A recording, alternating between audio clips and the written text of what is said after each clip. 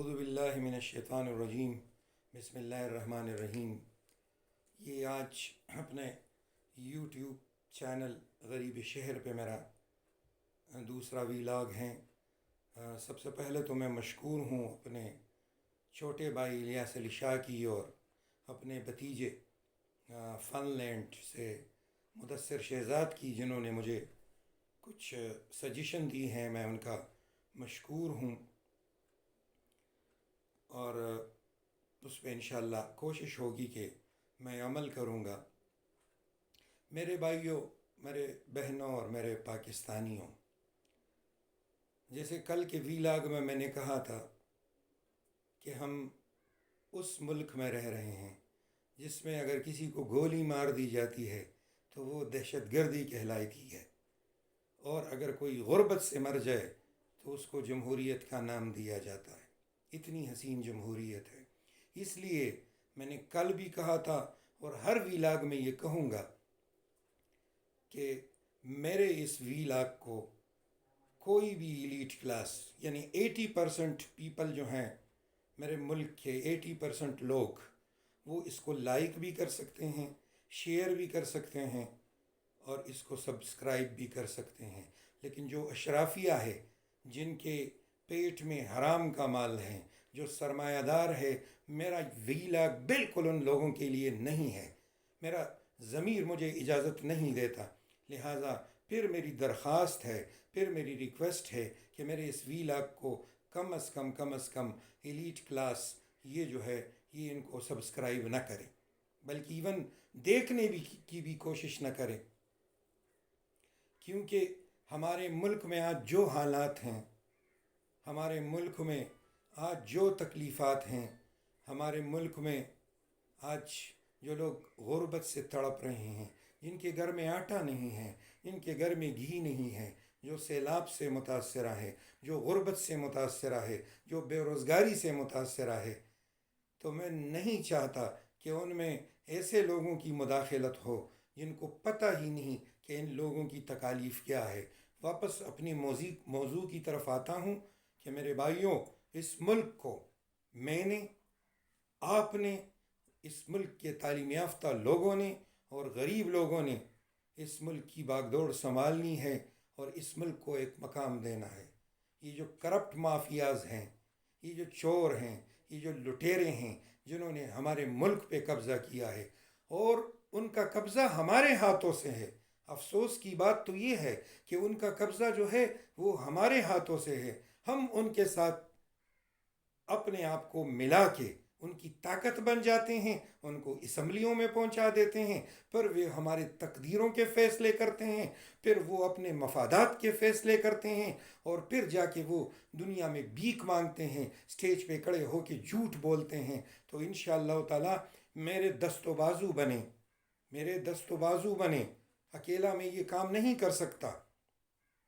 اور ایک مجھے تکلیف ہوتی ہے کہ جو صحافت ہے، میری صحافت روزنامہ جنگ سے شروع ہوئی تھی، اللہ خوش رکھے، افتخار صاحب میرے بیورو چیف تھے، امجد عزیز ملک صاحب میرے استاد تھے، اور خبریں کے میاں رفیق کٹانہ صاحب سے میں نے بہت کچھ سیکھا ہے۔ لیکن چونکہ عرصہ گزرا، میں اپنے فیلڈ سے دور رہا، انشاءاللہ اب قریب آیا ہوں، پھر سیکھنے کے عمل سے گزر رہا ہوں۔ میں ہمیشہ ایک شاگرد کی طرح اس فیلڈ میں رہوں گا اور سیکھتا جاؤں گا۔ کل جو میں نے کہا تھا بات وہی ہوگی کہ ہم نے اپنے جیسے ایماندار لوگوں کو منتخب کرنا ہے، ٹائم ٹیسٹڈ لوگوں کو منتخب کرنا ہے، جس کا ماضی بے داغ ہو، جس کے آباء و اجداد کا ماضی بے داغ ہو۔ ان لوگوں کو ہم نے منتخب کرنا ہے، ان لوگوں کو ہم نے اسمبلیوں میں بھیجنا ہے۔ لیکن ایک بات کی وضاحت میں کر دوں کہ ٹھیک ہے، میں نے اشرافیہ کا، سرمایہ داروں کا اور نوابوں اور خانوں کا ذکر کیا ہے، لیکن اس میں بھی 1% لوگ ایسے ہیں جو درد رکھتے ہیں۔ ایسی بات نہیں ہے۔ میں مثال دیتا ہوں، آپ نوٹ کر لیجئے گا۔ مثال دیتا ہوں، ہمارے نوشیرہ سے ایک MPA ہے لیاقت خان خٹک، وہ بھی نواب ہیں، وہ بھی امیر ہیں، وہ بھی پلازوں کے مالک ہیں، لیکن اس کی شخصیت میں عاجزی بری پڑی ہے۔ اگر کوئی دیکھنا چاہے، کوئی ان سے ملنا چاہے تو مل لے کہ نوابوں میں، خانوں میں، سرداروں میں، زرداروں میں اور جاگیرداروں میں ایسے لوگ بھی موجود ہیں۔ تو میری بات جو ہے وہ حرف آخر نہیں ہے۔ اگر آپ کو ملتے ہیں اپنے علاقوں میں ایسے لوگ کہ جو درد رکھتے ہوں، جن کے اندر عاجزی ہو، جو چاہتے ہوں کہ 80 سال کی عمر میں، 70 سال کی عمر میں وہ لوگوں کی خدمت کرے، تو کوئی قدغن نہیں ہے۔ اور دوسری آج جو میری بات ہے وہ صحافت کے حوالے سے ہے کہ میری صحافت جو ہے وہ اصلاحی ہوگی۔ ہم تک چکے ہیں، بہت زیادہ تک چکے ہیں۔ کس بات سے تک چکے ہیں کہ ہماری صحافی برادری جو ہے آج تک کسی کو سزا نہیں ہوئی، لیکن روز ٹی وی پہ سینکڑوں بریکنگ نیوز چلتے ہیں۔ ان کو اتنے کرپشن کا سوال نامہ بھیجا گیا، انہوں نے اتنی کرپشن کی۔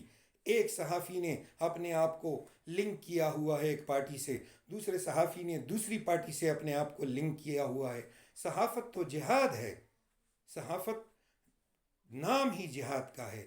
ہم نے تو جہاد کرنا ہے، ہم نے تو اپنے آپ کو لنک نہیں کرنا ہے۔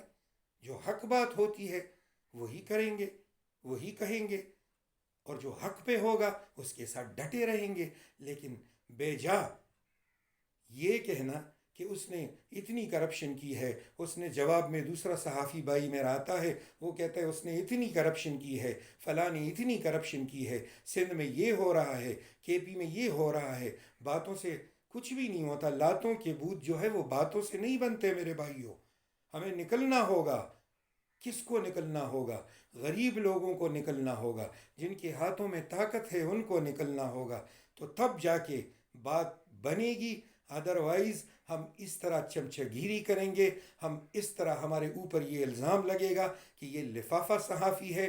انشاءاللہ اس داغ کو ہم نے دھونا ہے اور ہم نے اصلاحی صحافت کرنی ہے۔ چونکہ جو فیڈ بیک آیا ہے میرے دوستوں کی طرف سے، ویورز کی طرف سے، فالورز کی طرف سے، انہوں نے کہا ہے کہ آپ ڈیلی ایک وی لاگ کریں، لیکن جو وقفہ ہے وہ ایک دن کا رکھے، لیکن ٹائم آپ کم رکھے۔ اس لیے میں ٹائم کم رکھتا ہوں۔ میرے دل میں بہت درد ہے، یہ نکلتا جائے گا، حق بات ہوگی، سچ بات ہوگی، اور اس میں جتنی بھی تکلیفات آئیں گی انشاءاللہ اس کو میں بھی برداشت کروں گا، آپ لوگ بھی برداشت کریں گے۔ اس کے بغیر کوئی چارہ نہیں کہ ہم ہاتھ پہ ہاتھ درے بیٹھے اور منتظر فردا ہوں۔ ایسا نہیں ہوتا۔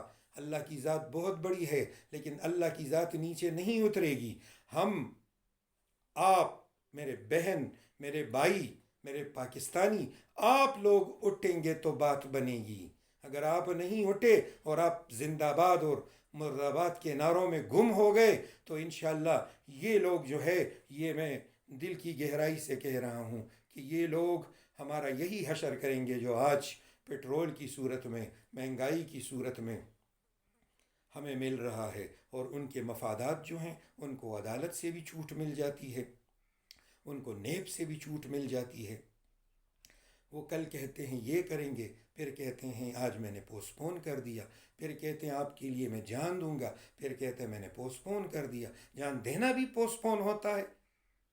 جب ایک بندہ پبلک پراپرٹی بن جاتا ہے تو وہ پبلک کے، عوام کے ہر ایک دکھ درد کا مداوع کرتا ہے۔ یہ پروٹوکول، یہ گاڑیاں اور یہ سب کچھ، ان سے ہم نے جان چھڑانی ہے، کیونکہ ہم ایک غریب ملک ہیں۔ ہم افورڈ نہیں کر سکتے کہ موٹر وے پہ ایم این اے اور ایم پی اے گزرے تو ٹیکس نہیں، اور ٹیکسی ڈرائیور گزرے، فلائنگ کوچ گزرے، کمرشل بس گزرے تو اس سے 1000 کا نوٹ لے لو۔ یہ کہاں کا انصاف ہے؟ آپ لوگ کب اٹھیں گے؟ آپ اٹھیں، ان لوگوں کے خلاف اٹھیں، پارٹیوں کو چھوڑ دیں کہ جی میں فلاں پارٹی میں ہوں اور میں فلاں پارٹی میں ہوں۔ آپ ظلم کے خلاف اٹھیں، کیونکہ بات ختم کرتا ہوں اس بات پہ کہ کفر کا نظام چل سکتا ہے لیکن ظلم کا نظام نہیں چل سکتا، اور اس کے سامنے انشاءاللہ ہم آئیں گے، آپ آئیں گے۔ میری بات کو پہنچائیے، دور تک پہنچائیے، سبسکرائب کیجئے، چینل کو لائک کیجئے، اور لوگوں کو بتائیے کہ ایک پاگل نکل آیا ہے۔ انشاءاللہ یہ آپ کے ساتھ رہے گا۔ اور جو میرے صحافی بھائی ہیں جو بڑے بڑے چینلوں پہ بیٹھے ہوئے ہیں، وہ اصلاح کا کام کرے، وہ بتا دے لوگوں کو کہ جناب ایسے نہیں، یہ تو ڈرامہ بازی ہے۔ یہ بریکنگ نیوز تو ڈرامہ بازی ہے، یہ کرپشن تو ڈرامہ بازی ہے. ڈرامہ بازی نہیں چلے گی. سیدھے سیدھے عوام کے سامنے آؤ، سیدھے سیدھے سائیکل پہ بیٹھو، سیدھے سیدھے اپنی گاڑی میں اسلام آباد جاؤ، سیدھے سیدھے اپنی گاڑی میں دارالحکومتوں جاؤ اور اسمبلیوں کے اجلاس اٹینڈ کرو. یہ پوری زندگی ہم اپنی گاڑیوں میں نہیں پھرتے.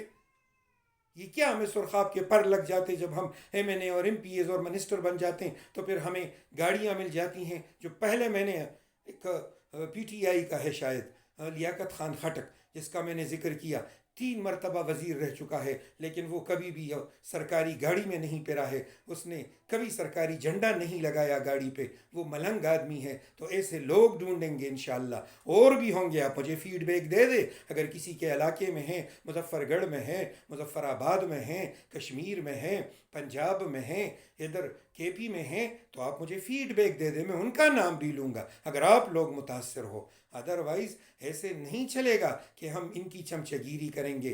یہ کالی شیشی کے گاڑیوں میں گھومتے رہے اور ہم ان کو زندہ باد مرد آباد کے نعرے اور ہاتھ ہلائیں، اور وہ بھی ہمیں ہاتھ. وہ ہمارے اندر گل مل ہوگا، وہ ہمارا بھائی ہوگا، تب بات بنے گی. Thank you very much. ظہور کاکا خیل کو اجازت دیجیے. انشاءاللہ کل پھر تیسری وی لاگ میں آپ سے جو ہے تو بات ہوگی. Thank you very much. جزاکم اللہ خیر.